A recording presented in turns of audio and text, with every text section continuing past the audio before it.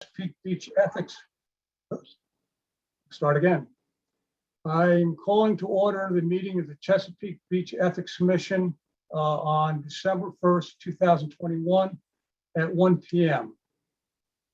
First item on the agenda is Pledge of Allegiance. Wait just a second, get a flag here. I pledge of allegiance To the flag of the of the United States of America and to the republic for which it stands, one one nation, nation, under God, God, indivisible, with liberty and justice for all. Okay. Next item on the agenda is approval of agenda. Does anyone have anything to add or correct? No.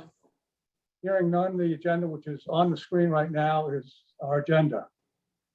Next item is approval of the minutes of the November 15th, 2021 Ethics Commission meeting.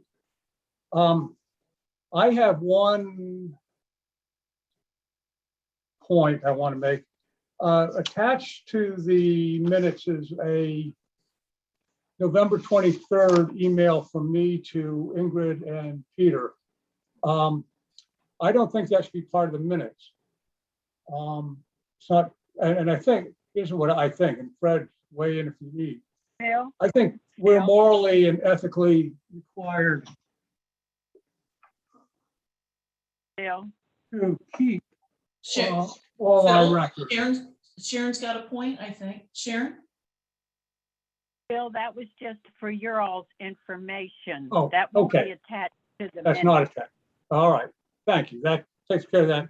Except I want Fred to see whether he agrees that we are, anything I send to my colleagues or vice versa, I should maintain a copy of in case of sometime in the future, someone investigating or has some reason to want to see our internal correspondence.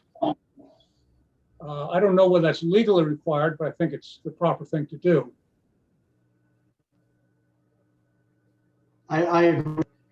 And because any correspondences between you are involved, deal with transaction of town business, they're probably subject to the Public Information Act anyway. Okay. So that's that. We don't put them online or attach them to the minutes, but each of us should maintain at least an electronic or probably even a paper file that we can, if somebody sends a subpoena or a request, we'll turn it over. Well, Phil, unless it's something confidential, it would seem that it would tend to, copy or blind copy or something, Sharon, so she can keep and maintain it as part of the commission's record. Okay. What I'm going to do is, in fact, I'll go back and forward to share everything that I think that we're talking about. Is that right, Ingrid and Peter? You think we should do that? Sure. I know I have my own file here, both electronic and paper. Okay.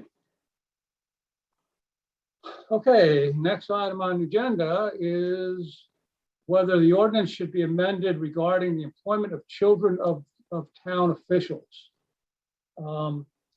And I went through the ordinance this morning and highlighted every point where it says either entity or entities, and noted that in several places we talk only about business entities that would exclude town. But Peter also, I brought to our attention that it's an entity we define as a person, a company, or a government or instrumentality of government. And if that means if the town of Chesapeake Beach is included there, then if Councilman Smith's sister or child, works for the Public Works Department, then Councilman Smith could not participate in any budget discussions or voting on the Public Works Department. And questions whether that was our intention. And I'm darned if I can remember. But I think it has to be like whether it's the definition of entity or in section 2520, which talks about a covered person may not participate in any matter in which any of the following is a party. And then says an entity for which the covered person or a close relative is an employee. The next subsection is a close relative is applying for employment. I think we have to, one way or another, either by an advisory opinion or recommending an amendment to the ordinance, I think we have to say whether that means an elected official cannot vote on a budget that covers the water park if his or her child has a minimum wage job there every summer or any summer. I would go even further than Phil did in his statement just now. It would seem to me that taken literally, if Councilman Smith could actually not participate in any matter, in any decision that the council would have to make, not limited to the particular division or office of the town where that relative works. And that, of course, would be an absurd conclusion, which leads me to think that the legislative intent can only have been to exempt the town itself, including all its operations, from the effect of this clause 25-20. I guess just from a conceptual standpoint, I ask myself, why do we even open this can of worms? Why do we think it's a good idea for a council man or woman's child or relative to work for the town? All it does is, one of the most important things a council person does is vote on that budget and provide funding for all the entities in town. And why do we,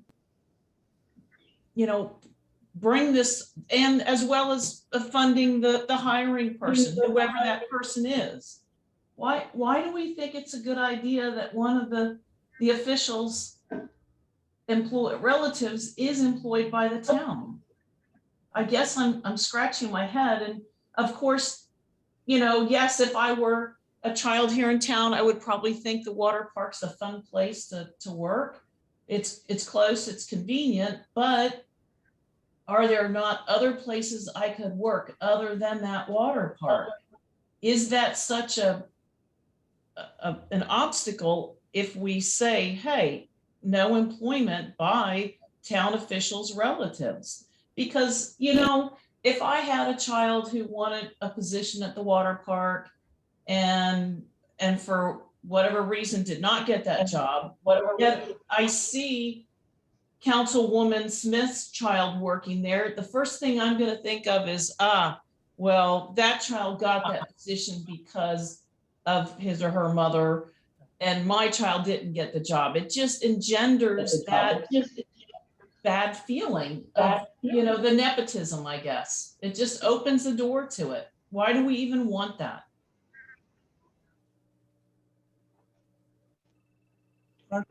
Phil? Yeah.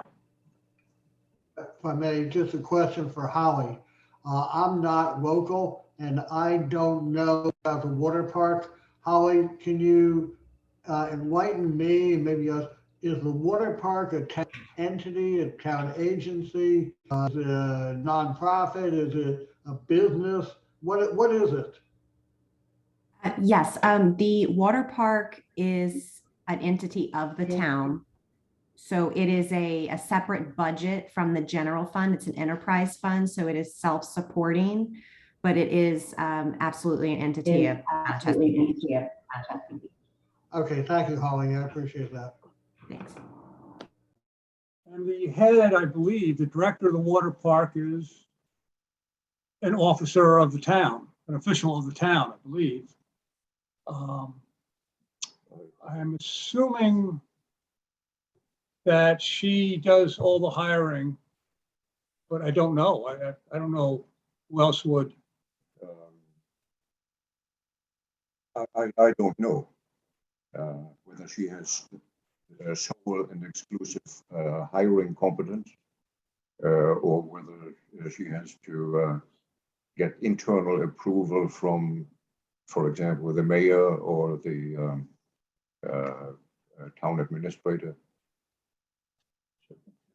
I think she has authority. I'm not 100% sure of that, but I believe that is one of her roles and responsibilities to hire all the summer staff. Yes, and I could address that, Chairman, if you wanted me Oh, to. yes, please. Okay, so yes, we have multiple divisions at the water park. So it is set up in a manner that we have an aquatics division, sales division, grill, etc. So each of those employees, we have several seasonal staff members that actually run each of those divisions at the park, and so they are actually involved as well in Okay. the hiring decisions for each Mhm. area. Does anyone work there other than the season or immediately before and after the season? Yes. Yeah, yes. Our public works department routinely performs maintenance, repairs, and other activities like that. Yes, we do have some full-time staff that are solely working at the water park as well, full year, full-time. Okay.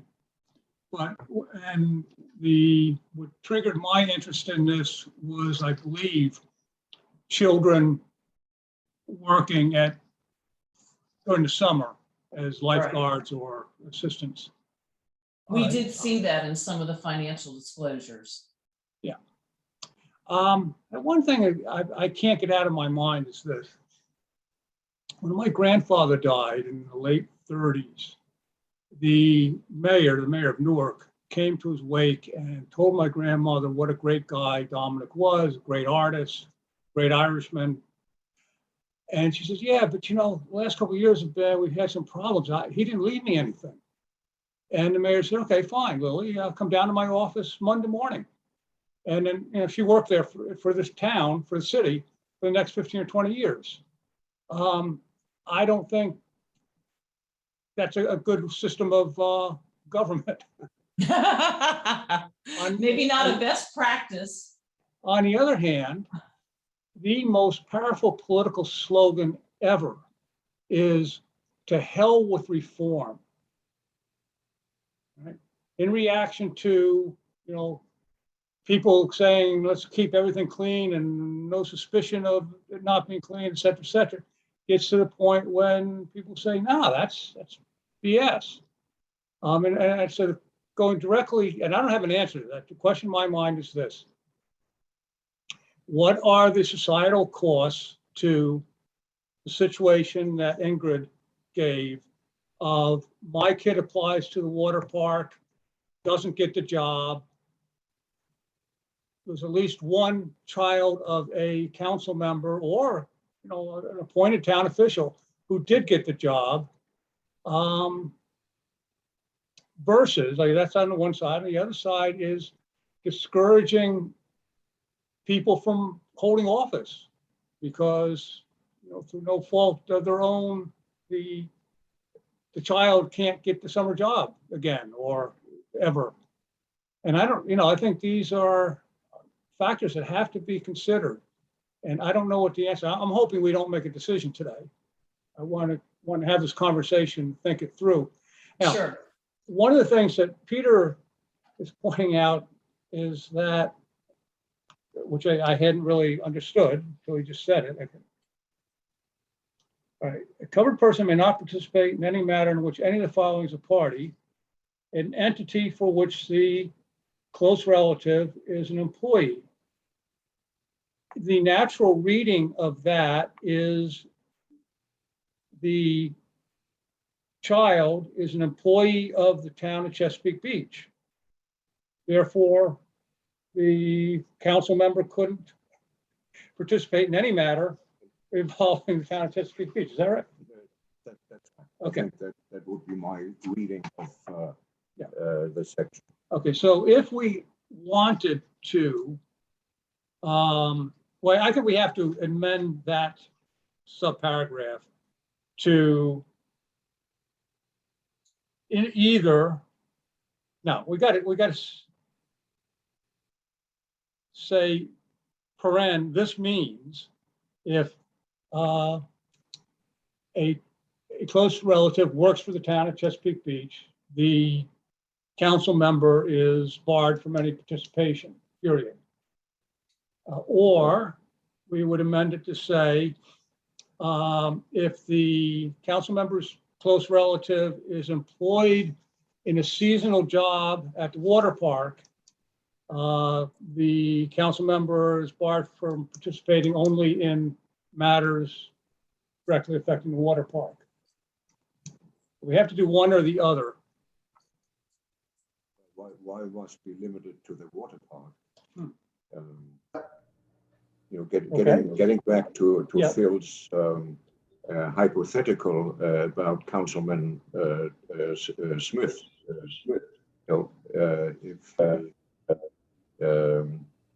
If his a close relative of the councilman happens to be a town employee, then the council could not vote on any matter involving the town.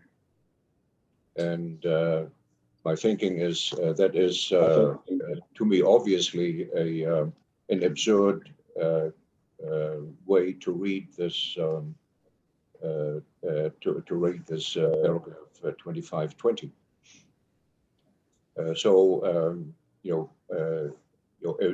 It could be amended to say any entity parentheses other than the town itself, close parentheses, and then the text would otherwise remain as it stands. Phil, if I may, for a moment, 2 points. Number one, I agree generally with the concept that it could be read to bar the council person from participating in any matter involving the town, and I don't know what we're looking for, but instead of limiting it to the water, it could do something like a seasonal employee of the town or barred from participating in any matter involving or affecting the department or agency of the town with which the close relative is employed, something like that. The other comment I bring to your attention is in section 25-21, A1, prohibition of 25-A can be waived essentially by the commission if the commission were to allow participation by regulation or opinion. So I don't know that you need to go back to the town council for that, mayor and council. The commission has sufficient authority from that particular provision of 25-21 to either issue a jury opinion or adopt legislation implementing and interpreting 25-20A. So those are the 2 points I wanted to make. Thank you. So I'm hearing two, as it happens,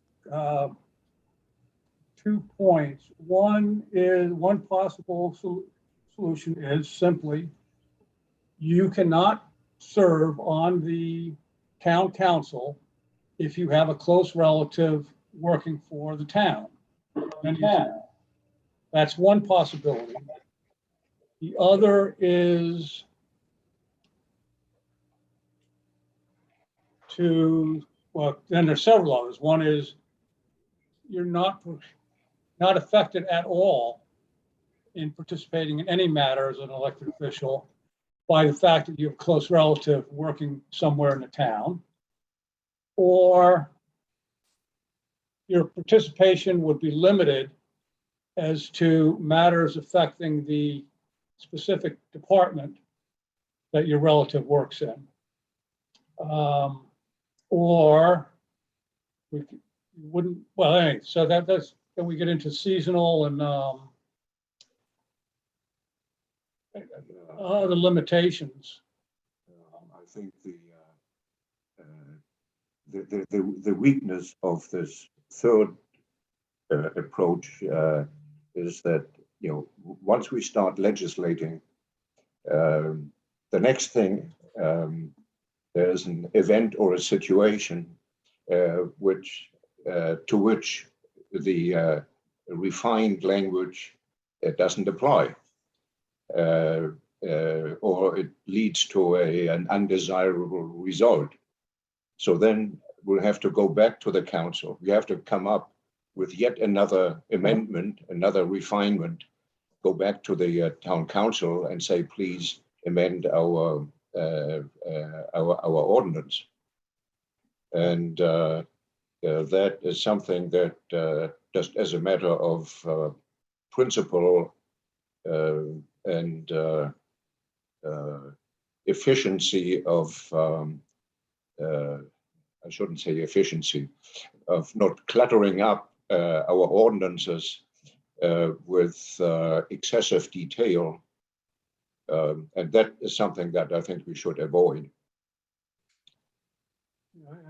This is back, and I think there's a lot of the mandatory language in here comes directly as a result of that. There was a problem in 1998, and the legislature, you know, added a clause to deal with that problem. Yeah. But okay, well, that's a factor. But we do have to somehow or another. Maybe this is advisory opinion, or we issue a regulation ourselves. I think we need to tell the members of the council that 2022,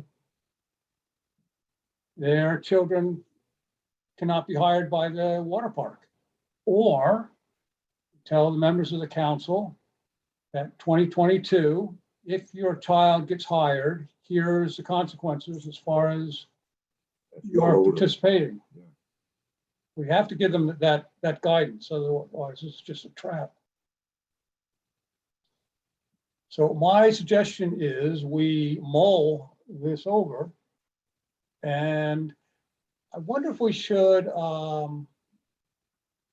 ask the head of the water park to join us at the next meeting. So we get her views on, well, I don't know. You know, at the moment, I don't see any corruption, but that doesn't answer the point Ingrid made at the outset. It's, you know, if one child gets beaten out for a job, it's going to smell like corruption. Yes. And one thing that we would all agree on, I think, that even the appearance of an impropriety should be avoided. I agree. That's and that appearance, if a relative of a council member is hired for a particular job, and assuming there were other applicants, then it won't be long until we hear insider dealing, dirty work, and so on. What about another factor would be, you know, my My wife works for the town and I run for election and win. We've been talking about seasonal jobs that get hired every year. But what if the relative is already employed when I become an official? Then he or she steps down. Phil, it's kind of like the same kind of concept applies with financial assets. You win an election and you can't have investments in pharmaceutical companies, and then you have to divest yourself of those assets. It's the same concept.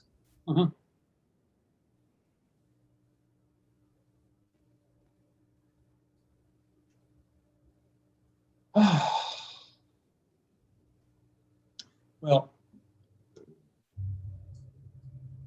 I don't see any further need for discussion. We need to think this over for the next couple of weeks or whenever we can meet again. I wonder, would it also be proper to contact, I think there were 2 council members who had kids in 2021 working for the water park, contacting them and asking them to participate as well. I'm not sure what we would gain from that, Phil. Well, they have arguments. They, obviously they don't see any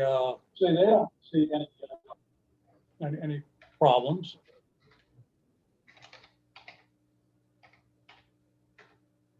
Well, yes, that would solve the problem for now. But next year, another council person gets elected, has children, and the water park is a probably very desirable summer job for teenagers. So we will run into that same situation again in all likelihood. If we don't hear from the directly affected people now, and then we end up with a ban, we're going to hear from them after we've made our recommendation or decision. I think I'd rather hear in advance why they think that there's no possible view of impropriety. And again, I think we're all assuming that there is no impropriety. It's just, your kid applies for a job and gets a job. I think it's more the appearance. Yeah. That's the problem. And remember, under the ordinance as of now, an official cannot use the prestige of his or her office, for personal gain or gain of a relative. So if a council member was going to the head of the water park and saying, hey, my son or daughter wants a job this summer, give him or her, I think it's an ethical violation under the ordinance as it exists. Yeah, but I could imagine the head of a water park, not the current lady, who I know to be very honest, thinking, well, I need a pay increase. I could get 2 or 3 members of the council owing me a favor, not that they're asking for the favor. I just do, nice things for them. That's going to make it easier for me to get a pay increase. It's basically the same problem that we discussed in a different context. Exactly. Yeah. When we talked about gifts and water park tickets, a gift that has to be disclosed, and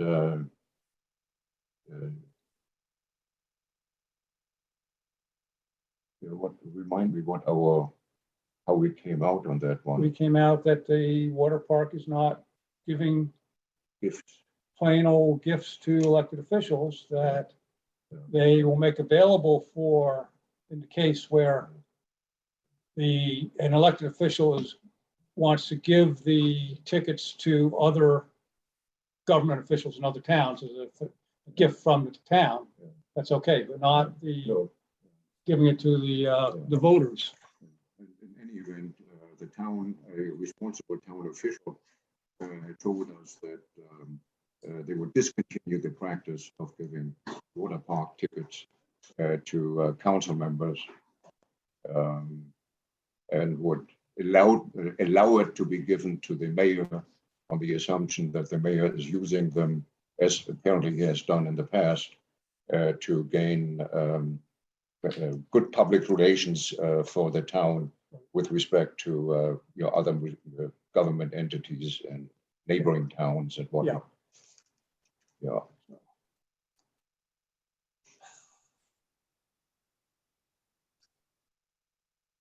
When should we meet again?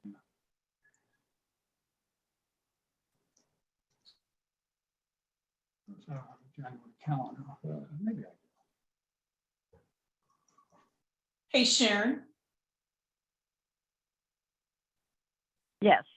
I just had a quick question. I know Peggy Hartman filled the vacant town council seat. Wasn't she on Board of Elections? Yes. Have we filled the Board of Elections spot yet? No. Okay, I was just thinking there was probably another financial disclosure coming through.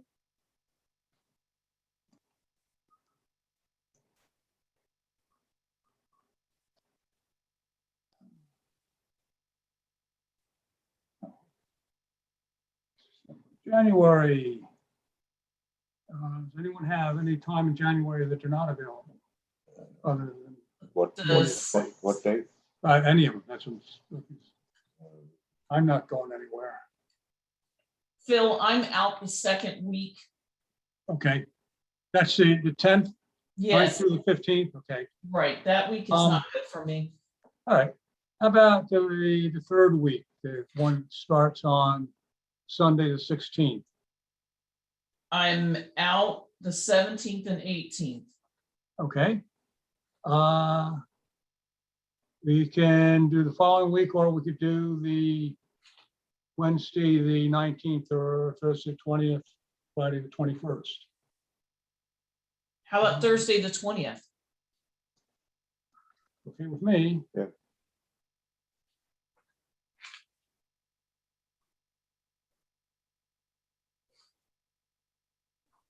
Fred, how about you? That's okay with me, Phil. And Sharon? Yes, it's okay.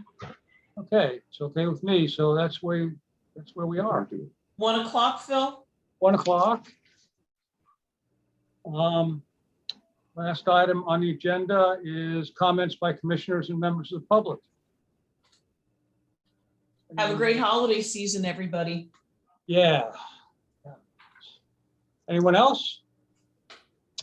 Okay, No, otherwise, what's that, Fred? no, I said likewise, happy holidays, Likewise, everybody, okay, and yeah, healthy and Okay, yes, and yeah, goodwill. All right. All those in favor of adjourning indicate by saying aye. Aye. Those opposed, no. The ayes have it.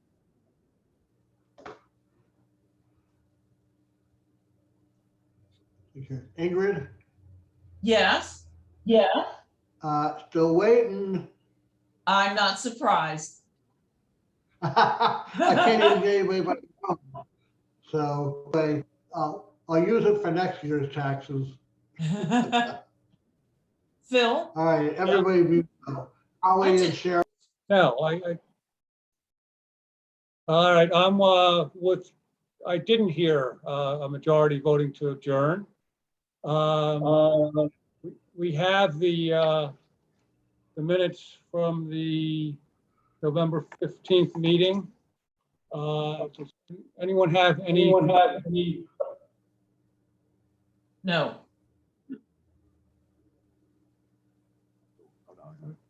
Those in favor of approving those minutes indicate by saying aye. Aye. Deemed approved. Okay. And if there's any question, let's remember, at the next meeting, maybe we should approve them a second time, just in case. All right, once again, all in favor of adjourning, Aye. Those opposed, no. The ayes have it. Thank you. Thank you for correcting that omission. All right, I'm closing us. Okay, again, everybody, be well and happy and healthy. You too, Fred. Enjoy.